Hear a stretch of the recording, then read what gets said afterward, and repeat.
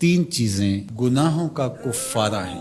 فَإِسْبَاغُ الْوُضُوءِ فِي الصَّبَرَاتِ، جھاڑے میں ٹھنڈے موسم میں پورا وضو کرنا ہے، مکمل اہتمام کے ساتھ وضو کرنا موسم سرما میں، یہ گناہوں کو مٹا ڈالتا ہے۔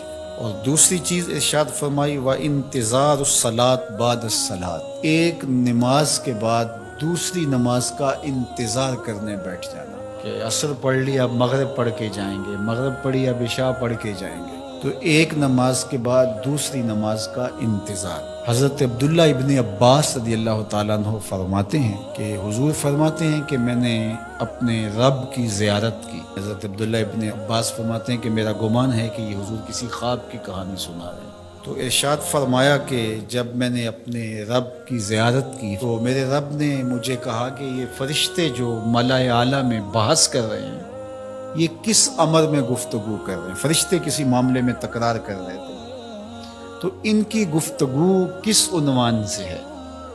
تو میں نے کہا کہ مالک تو بہتر جانتا ہے، مجھے معلوم نہیں ہے۔ تو اللہ نے اپنا دست قدرت میرے دو کندھوں کے درمیان رکھا اور اس کی ٹھنڈک میں نے سینے میں محسوس کی۔ فَتَجَلَّ لِي كُلُّ شَيْءٍ وَعَرَفْتُ، ہر شے میرے سامنے روشن ہو گئی اور میں نے ہر شے کو دیکھ بھی لیا اور پہچان بھی لیا۔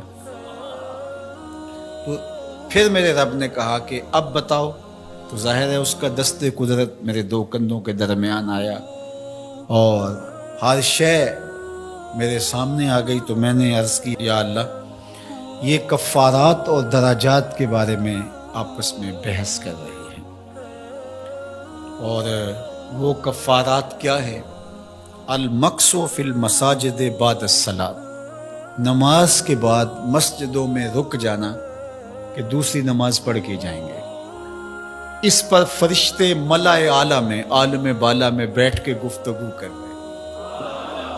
اللہ اکبر، یہ کتنا بڑا عمل ہے کہ جس پر فرشتے کہہ رہے ہیں بلے بلے، کیسے وہ لوگ ہیں جو ایک نماز کے بعد دوسری نماز کے لیے رک جاتے ہیں۔ اور ایک حدیث پاک میں آتا ہے صحیح بخاری میں، 7 اشخاص ایسے ہیں قیامت کے دن کڑکتی دھوپ میں جب کوئی سایہ نہیں ہوگا اللہ انہیں اپنے عرش کا ٹھنڈا سایہ عطا فرمائے۔ ان میں سے ایک وہ آدمی جس کا دل مسجدوں کے ساتھ جڑا ہوا ہے، مسجد کی حاضری اسے بہت پسند ہے۔ دوسرا والمشی علی الاقدام الی الجماعات، جماعات کے لیے فرض نمازوں کے لیے مسجد کی طرف چل کے پیدل جانا، ہر قدم کے بدلے میں درجے بلند ہوتے اور گناہ معاف ہوتے ہیں۔ اللہ اکبر،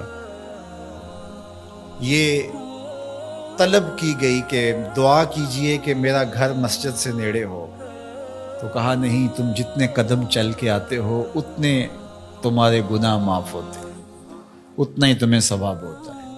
تو یہ چل کر کے آنا گناہوں کا کفارہ ہے۔ تیسری چیز ارشاد فرمائی کہ وَإِسْبَاغُ الْوُضُوءِ فِي الْمَكَارِهِ، مشکل صورتحال میں وضو پورا کرنا، اور وہ سردیوں کے اندر مشکل ہوتا ہے کہ پانی بہت ٹھنڈا ہے، تو اس وقت بندہ کہتا ہے چلو ایک دفعہ بھی گزر ہو جائے گی، اگر ایک دفعہ بھی چہرہ دھو لیں گے وضو تو ہو جائے گا، لیکن سنت طریقے سے تینوں بار ہی دھونا، اور تینوں بار ہی جو ہے وہ پاؤں دھونے، اور تینوں بار ہی باقی اعضاء دھونے، تو یہ مشکل ہوگا وضو میں ٹھنڈے پانی سے۔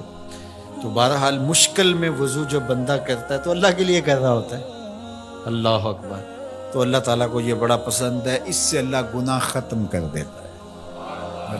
تو یہ تین چیزیں کفارات میں سے ہیں، یہ گناہوں کو مٹانے والی چیزیں۔